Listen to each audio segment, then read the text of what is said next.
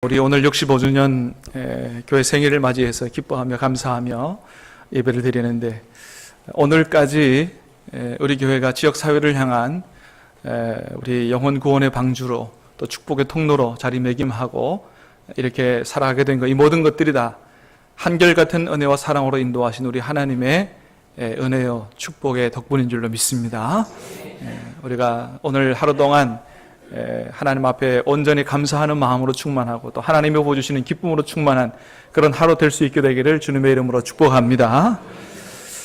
자, 오늘 이제 우리가 다시 한번 하나님께서 우리 교회에게 말씀하시는, 정말 우리 교회가 하나님 앞에 또 이 시대 앞에 어떤 교회가 되어야 할 것인가에 대한 오늘 본문을 통해서 우리 하나님이 우리에게 들려주시는 우리 하나님의 음성을 듣기를 원하는데요. 자, 오늘 말씀의 제목을 영광스러운 주님의 교회라고 적었습니다. 같이 한번 따라 해볼까요? 영광스러운 주님의 교회. 그렇습니다. 사랑하는 여러분, 우리 교회는 정말로 영광스러운 주님의 교회가 될 수 있게 되기를 주님의 이름으로 축복합니다. 또 영광스러운 주님의 교회가 되어야 될 줄로 믿습니다. 왜 그렇습니까? 그것은 우리 교회를 세우시기 위해서 십자가에서 피 흘려주신 주님께서 원하시는 교회의 모습이 바로 영광스러운 주님의 교회이기 때문에 그렇습니다. 영광스러운 주님의 교회. 여러분, 오늘 우리가 요한계시록 말씀 읽었는데, 오늘 말씀은 천국에서 완성될 교회의 온전한 모습을 보여주는 내용이 바로 오늘 본문의 내용이에요. 천국에서 완성될 교회의 모습. 자, 이 교회의 모습이 어떤 모습이냐? 한마디로 말하면 그건 바로 영광스러운 주님의 교회의 모습이다, 이렇게 얘기할 수가 있습니다. 영광스러운 주님의 교회의 모습.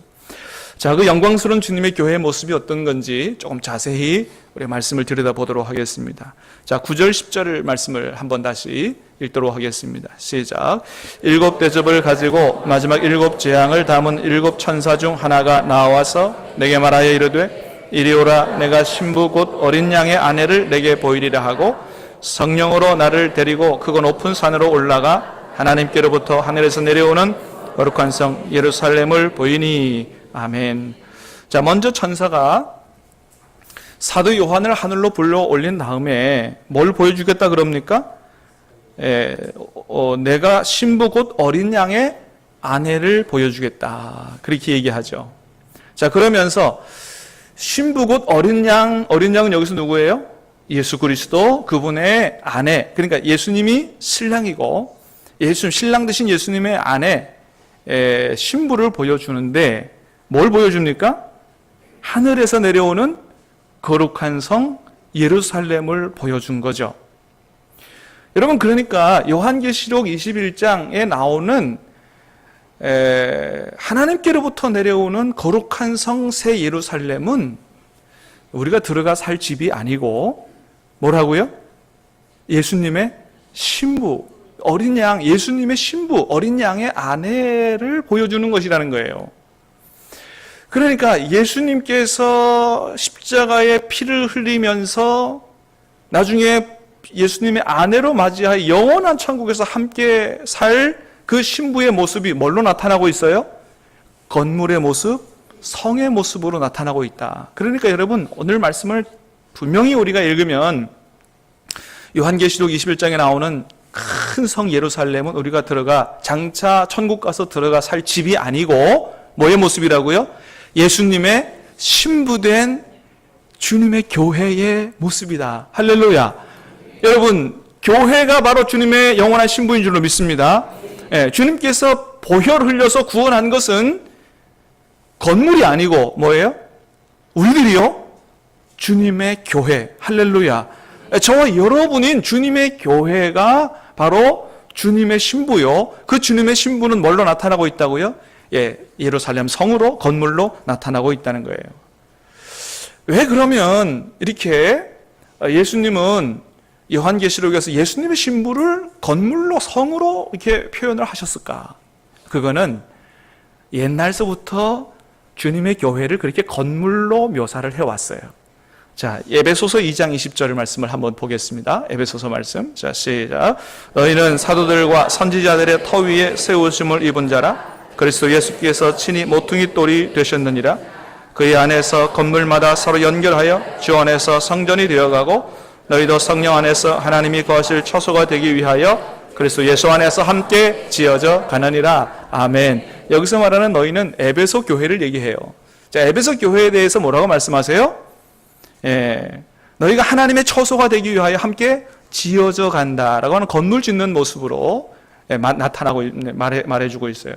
자, 그런데 그 건물을 짓는데, 교회라고 하는 건물을 짓는데, 자, 모퉁이 돌이 누구예요? 예수님. 예수님이 모퉁이 돌이에요. 그 모퉁이 돌 예수님으로부터 가르침을 받은 사도들이 함께 쫙 모여서 뭐가 돼? 교회의 터가 되더라. 터가 되더라. 그리고 그 위에다가 이제 성도 한 사람 한 사람 구원받은 사람들이 엮어져서 어떻게 해요? 하나님이 거하실 처소, 곧 교회, 성전이 되어가더라. 그래서 옛날서부터 교회를, 우리 구원받은 성도의 모임과 공동체인 교회를 이렇게 건물에다 비유해서 얘기한 거예요. 그러니까 요한계시록에 나타나는 신부 어린 양의 안에 교회의 모습은 뭐예요? 건물이 아니고 바로 우리들을 가리키는 것이다, 그런 것입니다. 그래서 오늘 본문에서는 그 주님의 신부인 교회, 우리들이 뭘로 나타나고 있어요? 귀한 보석의 이미지로 나타나고 있다는 거예요. 자, 먼저 11절을 보겠습니다. 11절 시작. 하나님의 영광이 있어 그 성의 빛이 지극히 귀한 보석 같고 벽옥과 수정같이 맑더라. 그 교회의 모습이 하나님의 영광이 있다. 그 다음에 지극히 귀한 보석 같고 벽옥과 수정같이 맑더라. 왜 이렇게 교회의 모습을 이렇게 보석의 이미지로 말씀하고 있을까요? 그것은 하나님의 이미지가 보석으로 나타나고 있기 때문에 그래요. 자, 요한계시록 4장에 보면 하나님의 이미지를, 사도 요한이 하늘로 올라가서 보좌에 앉으신 하나님을 보는데 뭘로 보냐 하면 이렇게 봅니다. 자, 시작. 앉으신 이의 모양이 벽옥과 홍보석 같고 또 무지개가 있어 보좌에 둘렸는데 그 모양이 녹보석 같더라. 아멘. 자, 보좌에 앉으신 이는 누구예요? 성부 하나님이시죠. 창조주 하나님이세요. 창조주 하나님을 온전하게 볼 수는 없습니다, 사람이. 그런데 무슨 이미지로 보여주고 있어요? 보석의 이미지. 이게 무슨 얘기예요? 보좌에 앉으신 하나님께서 그렇게 존귀하신 분이고 그렇게 빛이 나고 영광스러운 분이라고 하는 사실을 보여주기 위한 것이죠. 그래서 교회의 이미지, 저와 여러분의 이미지를 요한계시록 21장에서 보석의 이미지로 보여주는 것은 뭐예요? 우리가 하나님의 자녀들로서 뭐예요? 보석의 이미지인 하나님을 닮은 그런 보석과 같이 귀한 존재예요. 그렇게 하나님의 영광을 보여주는 우리도 또한 영광스러운 존재다라고 하는 것을, 그 다음에 뭐라 그랬어요? 수정같이 맑더라. 이건 뭘 보여줘요? 그렇게 우리 성도들이, 구원받은 성도들이 예수 그리스도의 보혈로 정결하게 돼서 순결한 백성들이다 라고 하는 것을 보여주는 거죠. 그래서 보석의 이미지는 하나님을 닮은 성도의 영광과 존귀함과 순결함을 보여주는 것이라고 하는 것입니다. 여러분 분명히 아세요? 새 예루살렘 성은 들어가 살 집이 아니고 뭐라고요? 우리들을 보여주는, 우리가 얼마나 존귀하고 하나님의 영광 가운데 거하고 우리가 얼마나 순결한 백성인가를 보여주는 것이다. 자, 또 12절 14절 말씀을 보겠습니다. 시작. 크고 높은 성곽이 있고 12문이 있는데 문에 12천사가 있고 그 문들 위에 이름을 썼으니 이스라엘 자손 12지파의 이름들이라. 그 성의 성곽에는 12기초석이 있고 그 위에는 어린 양의 12사도의 이름 있더라. 아멘. 예루살렘 성을 조금 더 구체적으로 묘사해 주고 있습니다. 큰 성이 있는데 문이 몇 개예요? 12문이에요. 12문 하나하나에 어떤 이름이 써 있어요? 12지파의 이름이에요. 자, 성을 짓는데 기초석이 있을 거 아니에요. 그죠? 기초석도 몇 개예요? 12개예요. 그 기초석의 이름에는, 기초석에는 어떤 이름이 써 있어요? 12사도의 이름이 써 있어요. 여러분, 왜 이 교회, 주님의 신부된 교회의 기초석에 12사도의 이름이 써 있을까요? 에베소서 2장 20절에서 뭘 봤습니까? 교회는 누구의 터 위에 세워졌다? 사도들의 터 위에 세워졌다고 하는 거예요. 그래서 요한계시록의 예루살렘 성의 기초석이 12사도의 이름이 기록이 되어 있는 것입니다. 그래서 요한계시록에 나타나는 이 새 예루살렘 성은 12지파의 이름과 12사도의 이름이 써 있는 이 예루살렘 성은 뭘 보여주느냐? 구약의 12지파로 대변되는 구약의 구원받은 백성들과 신약의 12사도의 이름으로 대변되는 신약의 구원받은 백성들 전체를 보여주는 것이 바로 새 예루살렘 성의 이미지다. 그래서 요한계시록 14장에 보면 예수님과 함께 구원받은 성도들이 시온산에 몇 명이 섰느냐? 14만 4천 명이 섰다 그랬어요. 자, 그게 어떤 의미라 그랬어요? 14만 4천은 12 곱하기 1000, 이게 14만 4천이라 그랬어요. 저걸 좀 복잡하게 해놨는데 앞에 12는 구약의 12지파고 뒤에 12는 뭐예요? 신약의 12사도고 1000은 뭐예요? 완전수예요. 그 다음에 뭐예요? 14만 4천은 상징적인 수예요. 신천지가 말하는 14만 4천 명만이 구원받는 것이 아니고 구약의 12지파, 신약의 12사도로 대변되는 신구약의 모든 구원받은 완전한 하나님은 구원받을 사람을 한 사람도 빼놓지 않는 줄로 믿으시기를 바랍니다. 예수님을 영접한 사람 반드시 하나님을 구원하시는 줄로 믿으시길 바랍니다. 완전하게 모든 신구약의 백성들을 구원하고자 하는 상징적인 숫자가 바로 14만 4천이라는 숫자인 거죠. 여러분, 이렇게 요한계시록에 나타나는 이런 새 예루살렘 성은 보석의 이미지로 보여주는 이 모든 것들은 뭐예요? 저와 여러분들 구원받은 하나님의 백성들, 주님의 교회가 얼마나 존귀하고 영광스러운가라고 하는 것을 보여주고 있는 것입니다. 사랑하는 여러분, 간절히 바라기는 나중에 하늘나라 천국 혼인잔치에 주님 옆에 섰을 때 바로 이 모습이 저와 여러분의 모습, 우리 신함교회의 모습 될 수 있게 되기를 주님의 이름으로 축복합니다. 자, 그러면 한번 생각해 보겠습니다. 저절로 그렇게 되진 않을 것 같아요. 그러면 우리가 나중에 주님 옆에 섰을 때 이렇게 영광스러운 주님의 신부가 되기 위해서는 오늘 우리가 어떤 교회가 되어야 될 것인가 좀 깊이 생각을 해보자는 거죠. 첫 번째는 무엇보다도 우리들이 정결함과 거룩함으로 그날을 준비하는 그런 교회가 되어야 하겠다라고 하는 것입니다. 정결함과 거룩함으로 주님의 신부된 그런 교회가 되도록 해야 되겠다. 왜 그렇습니까? 여러분, 주님이 정말로 원하시는 교회의 모습은 큰 교회가 아니라 거룩한 교회인 줄로 믿으시길 바랍니다. 주님이 원하시는 신부된 교회의 모습은 큰 교회가 아니에요. 정결하고 거룩한 교회를 원하신다고 하는 거예요.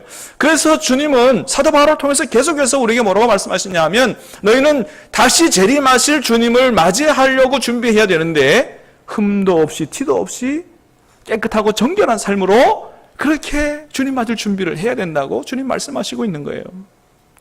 주님이 원하시는 신부는 정결하고 거룩한 신부라고 하는 거예요. 요한계시록 19장에 보면 나중에 천국 혼인잔치가 이루어지는데 어린 양 신랑 되신 예수님의 옆에 서야 될 신부된 교회가 준비해야 될 결혼 예복에 대해서 말씀하고 있어요. 자, 그 결혼 예복이 어떤 건지 한번 보겠습니다. 요한계시록 19장 7절 8절 시작. 우리가 즐거워하고 크게 기뻐하며 그에게 영광을 돌리세. 어린 양의 혼인 기약이 이르렀고 그의 아내가 자신을 준비하였으므로 그에게 빛나고 세마포 옷을 입도록 허락하였으니 이 세마포 옷은 성도들의 옳은 행실이로다 하더라. 아멘. 아멘. 자, 천국 혼인잔치에서 어린 양 예수님 옆에 신부가 서는데 어떤 결혼 예복을 준비해야 된다고 얘기하고 있어요? 그 신부가 준비해야 될 결혼 예복은 화려하고 사치스러운 옷이, 비싼 옷이 아니라는 거예요. 어떤 예복을 입어야 돼요? 깨끗하고 빛나고 깨끗한 세마포 옷, 흰 옷이에요. 주님 신부가 된 사람이 입어야 될 옷은 깨끗하고 빛나는 세마포 옷이라는 거예요. 그러니까 이게 어떤 옷이냐? 이게 뭐예요? 돈 주고 사는 웨딩드레스가 아니고 소복이 아니고 뭐예요? 성도들의 옳은 행실이라는 거예요. 성도들의 옳은 행실. 다시 말하면 우리가 주님 천국 혼인잔치에서 주님 옆에 서기 위하여 준비해야 될 결혼 예복은 하나님의 말씀에 순종하여 더러운 죄를 이기고 깨끗한 삶으로 그날의 결혼 예복을 삶으로 준비하는 거다라고 하는 것을 얘기하는 거예요. 근데 이런 것들을 잘 모르는 이단들은 주님이 오신다, 옛날에 다미선교회 재림에 대한 얘기를 하니까 그저 흰옷 소복 입고 가서 그냥 이렇게 하는 사람들이 있었는데 그거 아니에요. 여러분, 아무리 깨끗한 옷 빨아 입어도 안 됩니다. 여러분, 주님께서 원하시는 결혼 예복은 뭐라고요? 성도들의 옳은 행실로 말미암은 깨끗한 삶으로 결혼 예복을 준비하는 거다. 우리가 지난 한 주간에 예레미야서 말씀을 묵상하면서 예레미야서 7장 말씀을 묵상했습니다. 거기는 성전 설교가 나오는데 하나님이 예레미야 선지자를 하나님 앞에 예배하러 들어가는 유다 백성들에게 그 성전 문 앞에다가 보내서 하나님 뭐라고 말씀하시도록 그렇게 하셨냐면, 이 건물이 여호와의 성전이라고 하는 것을 믿지 말라. 이것은 여호와의 교회가 아니고 성전이 아니고 강도의 소굴이라고 말씀하셨어요. 왜 그렇습니까? 일주일 동안은 밖에서 마음껏 죄질러 놓고 주님 앞에 나와서 예배 드린다고 나왔는데, 주님 앞에 나와서조차 회개하지 않는 그런 성도들이 우리는 하나님의 백성으로 구원받았다고 하는 그런 것들을 보면서, 그런 사람들이 모인 곳은 교회가 아니에요, 성전이 아니에요, 그건 강도의 소굴이라고 하나님 예레미야를 보내서 그렇게 말씀하신 것입니다.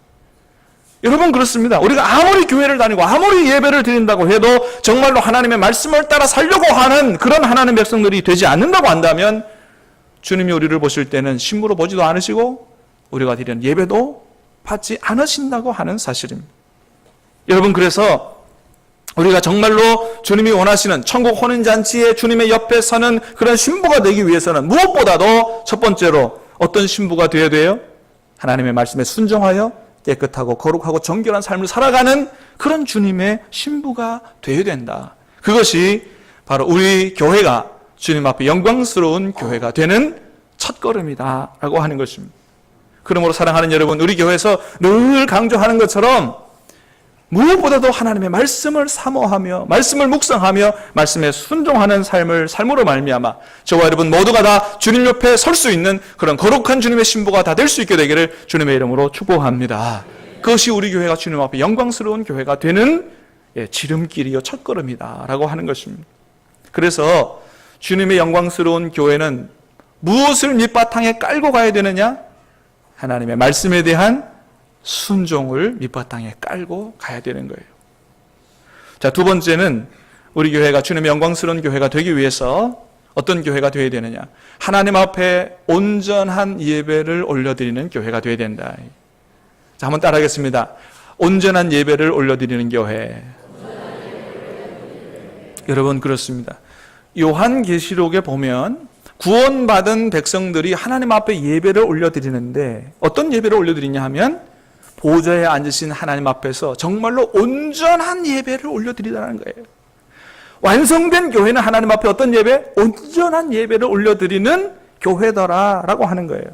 우리는 그것을 요한계시록 이것저것에서 많이 찾아볼 수 있는데, 하늘문이 열려지는 요한계시록 4장에서부터 천상의 예배를 우리가 볼 수가 있어요. 한번 가보겠습니다. 요한계시록 4장 7절, 8절, 9절. 자, 시작.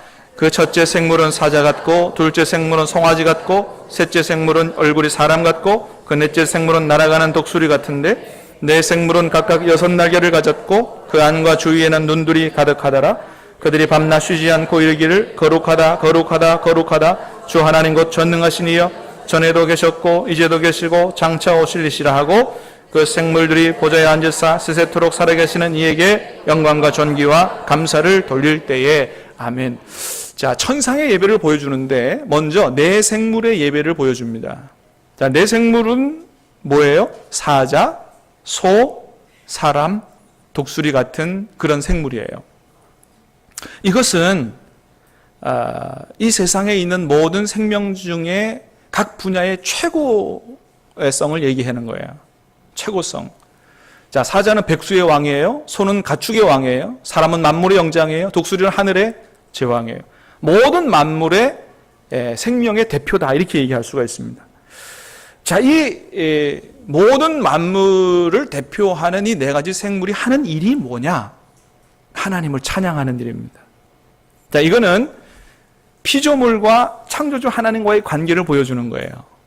자, 피조물은 뭐 해야 마땅해요? 창조주 하나님께 찬양하며 예배해야 마땅한 거예요. 창조주 하나님은 피조물로부터 예배를 받으시기에 합당하신 분이다라고 하는 걸 보여주는 거예요. 자, 그런데 이 네 생물이 하나님 앞에 찬양하며 예배하는데 어떻게 해요?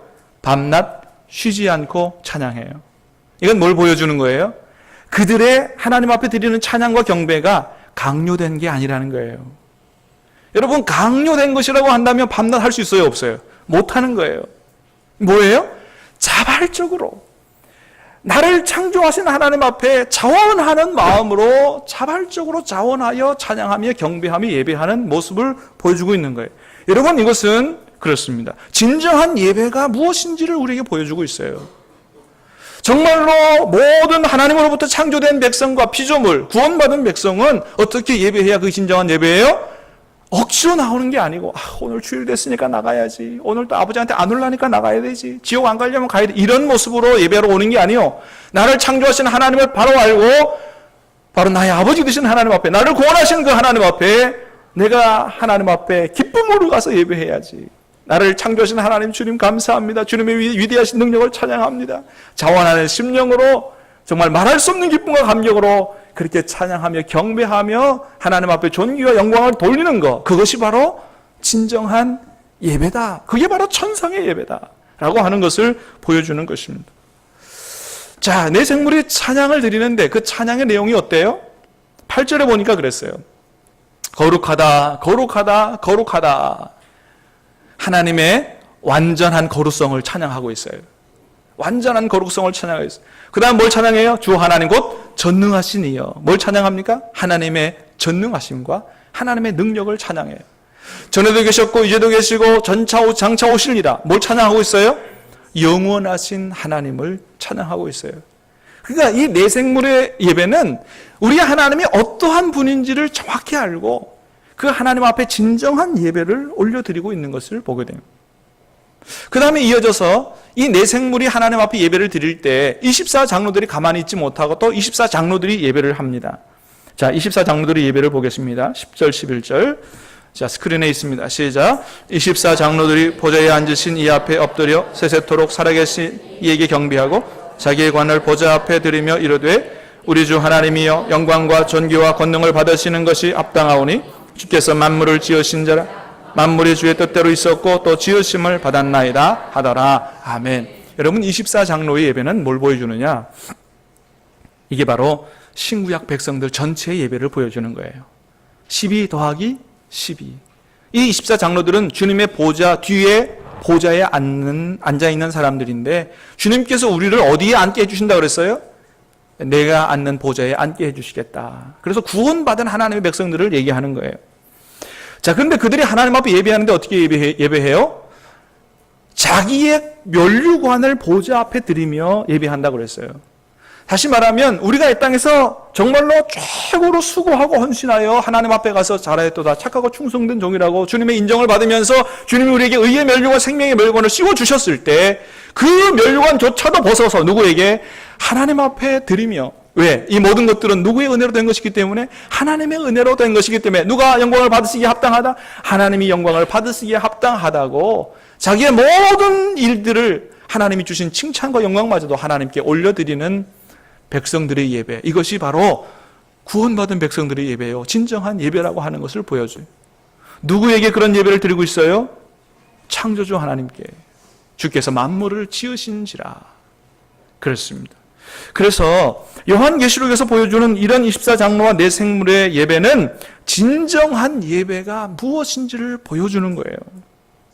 우리가 어떻게 하나님 앞에 예배해야 될 것인가? 어떤 예배를 올려드려야 될 것인가? 오늘 우리 자신을 돌아보면서 내가 이렇게 예배드려서는 안 되겠다. 정말로 주님이 받으시기에 합당하신 예배를 잘 준비해야 드려야 되겠다라고 하는 결단이 다시 새롭게 일어날 수 있게 되기를 주님의 이름으로 축복합니다. 그래요. 이게 바로 영광스러운 구원받은 백성들의 예배예요. 천상의 예배예요.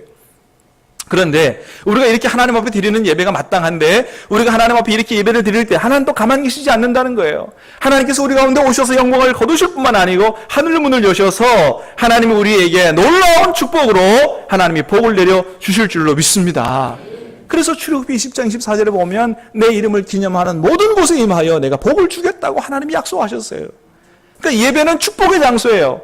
오늘 다 여러분 하나님 복 받고 돌아가시기를 주님의 이름으로 축복합니다. 그래요.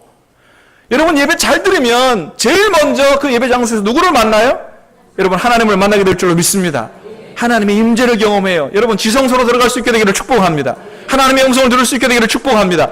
하나님을 만나면 여러분 우리의 모든 우리 인생의 문제가 해결되는 거예요. 환경은 변하지 않을지라도 답을 얻어갈 수 있는 것입니다.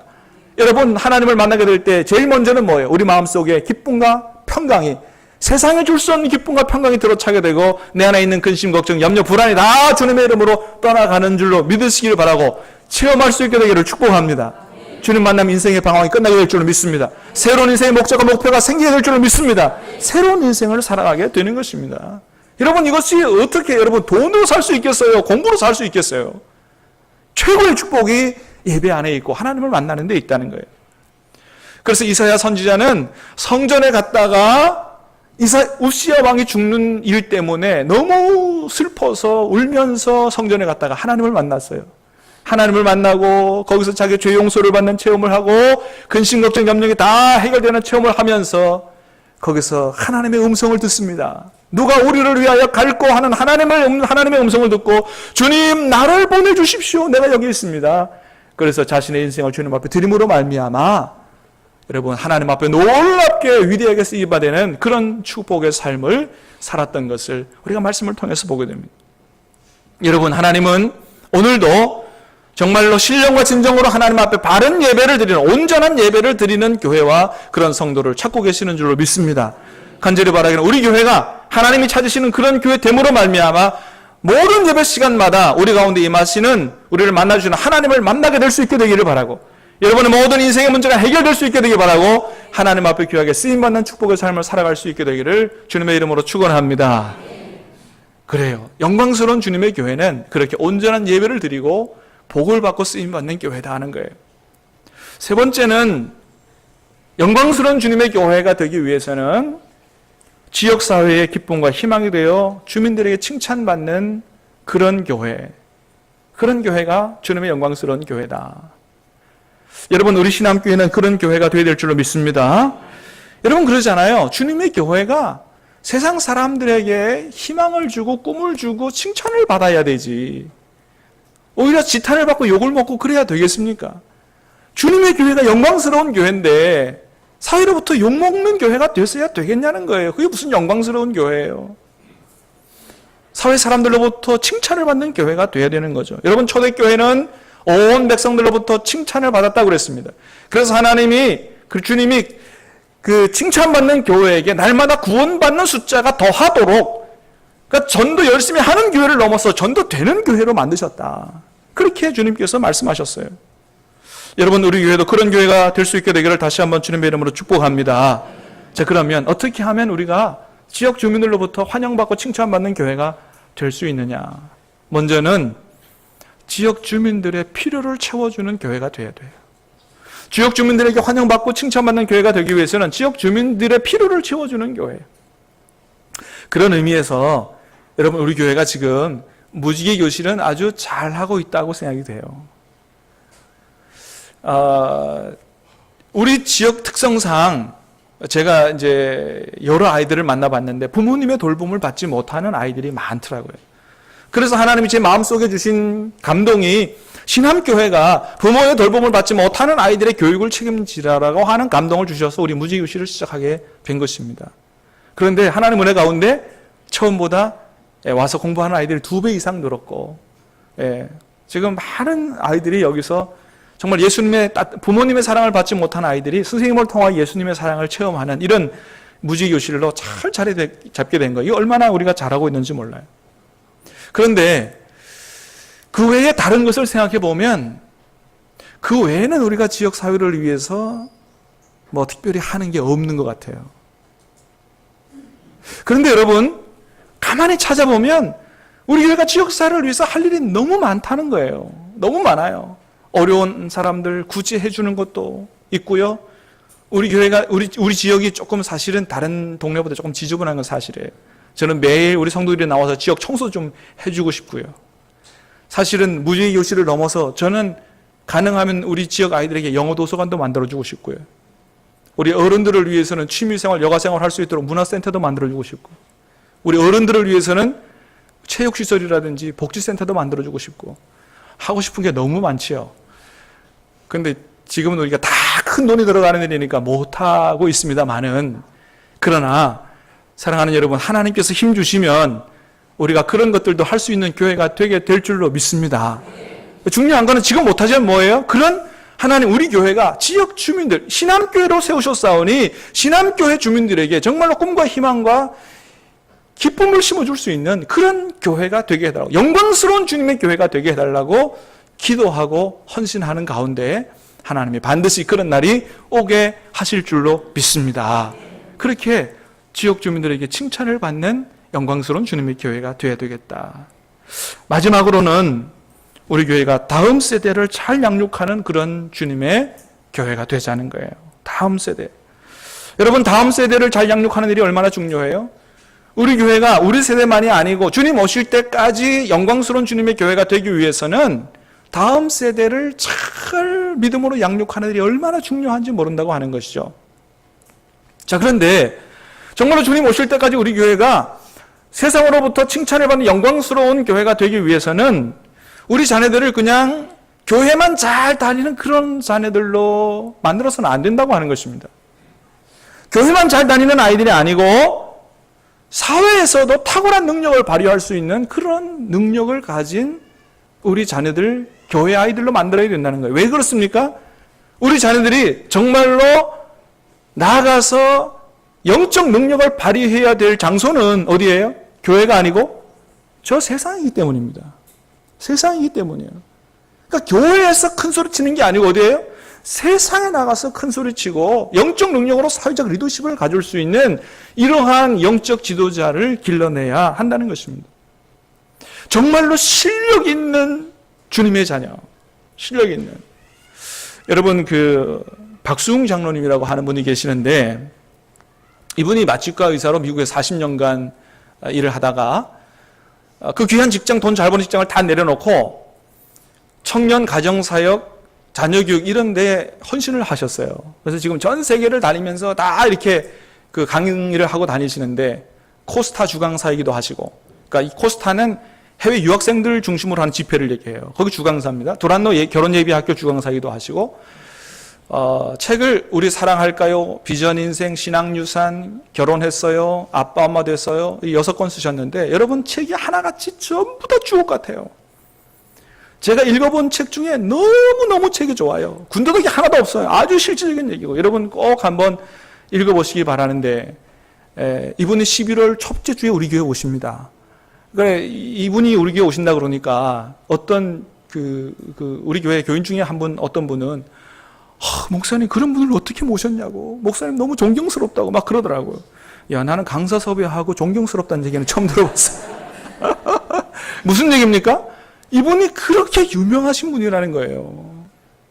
예. 여러분, 하여튼 특별히 자녀들을 21세기, 그분이 이번에 오셔서 21세기 글로벌 리더로 키우는 강의를 하실 텐데, 자녀를 정말로 글로벌 리더로 키우고 싶어하는 젊은 부부들은 전부 오시길 바랍니다. 이런 강의는 들을 수가 없어요. 그래서 여러분 꼭 와서 놓치지 마시길 바라는데, 이분이 책에서 무슨 얘기를 하냐 하면, 실력 있는 자녀를 키우기 위해서 이렇게 키워야 된다면서 7가지를 얘기합니다. 실력 있는 사람이 어떤 사람이냐. 첫 번째는 지력입니다. 지력. 이 지력이 뭐예요? 아는 능력이죠. 많은 사람들은 지력이고 실력이라고 생각하는데 아니라는 것입니다. 다시 말하면 똑똑한 사람이 되는 것만으로는 전쟁터와 같은 이 세상 속에서 정말로 승리하는 인생을 살 수 없다는 거예요. 그러니까 지력이 실력의 중요한 부분을 차지하지만 지력만 가지고는 안 된다고 하는 것입니다. 그래서 뭐가 있어야 되느냐? 두 번째는 관계력이라는 거예요. 관계력. 근데 혼자 똑똑해서는 안 되고 뭐예요? 인간관계를 잘 할 수 있는 능력이 있어야 된다. 왜? 어차피 사회는 혼자 살아가는 사회가 아니고 모든 일을 함께 해야 되기 때문에 그렇다는 거죠. 그래서 미국 그 기업의 CEO들을 대상으로 무슨 조사를 해봤냐 하면, 신입사원 차용 시에 가장 중점을 두는 부분이 어떤 부분인가를 조사해봤더니 학력이나 외모나 전문 능력보다도 대인관계 능력을 가장 우선시했다 그래요. 왜요? 회사에 들어오면 제일 중요한 게 협동이기 때문이에요. 같이 일해야 되고 같이 일해야 시너지가 나타나니까. 그래서 2,000명 이상 되는 기업에서 해고당한 사람을 다 조사해봤더니 3분의 1은 왜 쫓겨났느냐, 왜 잘렸느냐, 대인관계 능력이 부족해서 불협화음이 나니까 해고를 당했다, 이런 것이죠. 그래서 인간관계 능력이 얼마나 중요한 실력 중에 하나인지 모른다는 거예요. 세 번째는 체력이라고 하는 것입니다.